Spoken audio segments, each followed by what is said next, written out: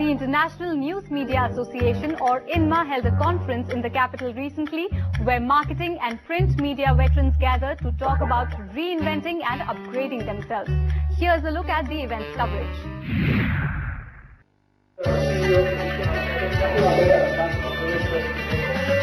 INMA, or the International News Media Association, hosted its South Asia conference recently in the capital. The theme of the event was not just an ordinary disruption. The sessions were focused around media organizations disrupting themselves by reinventing, balancing stability and agility. You know, when I first started traveling in India 12 years ago, there was a belief that digital was something far, far, far out into the future, that everything would be print, and that's the end of the story. And the story's evolving. And digital, I'd say the digital tsunami has hit. And, you know, I think that the Indian publishers are adapting, and they're adapting pretty well. If you see, I think the projection for this year is going to be growing by 37%, the spends on digital, and it's actually going to be close to 10%. So 1/10 of the advertising spends are actually going to be in digital. It's not small. I think the last few years it really galloped away. And again, as I said, if consumers are going to be moving, in terms of looking at stuff on the mobile, which is the second screen or a fourth screen, as you may call it, I think it's now becoming the first screen, very honestly. Monies are going to go there. Present in attendance were leading marketers apart from publishers and broadcasters.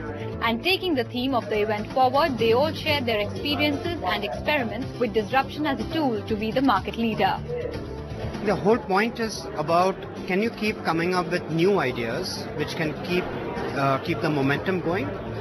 And the day you run out of ideas is when you have a problem.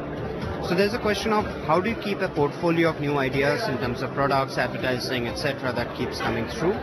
But equally important is, do you have the organizational strength to execute on those ideas quickly? While digital surfaced as the predominant tool to disrupt, there still are players who are yet to up their digital spends. Plan is definitely bullish. Like I mentioned, we've set up a new social listening tool called Ignition, where we're just listening to the conversations happening on the net. And soon we will start taking marketing initiatives based on that. So the footprint in digital will increase, but how much? I can't say, will depend on time. Should TV and print players be worried about advertising on digital gaining currency? Doesn't mean that money will move only to digital.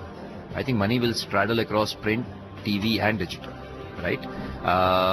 And it is changing gradually. It always, that's how the phenomena is. In certain product categories, like we had just another gentleman from a handset company, he said 30% of his spend has moved to digital. And 70% of his spend is on what he called traditional media. But I think it is changing. Ultimately, what it changes because the money follows eyeballs, is my logic, simple logic.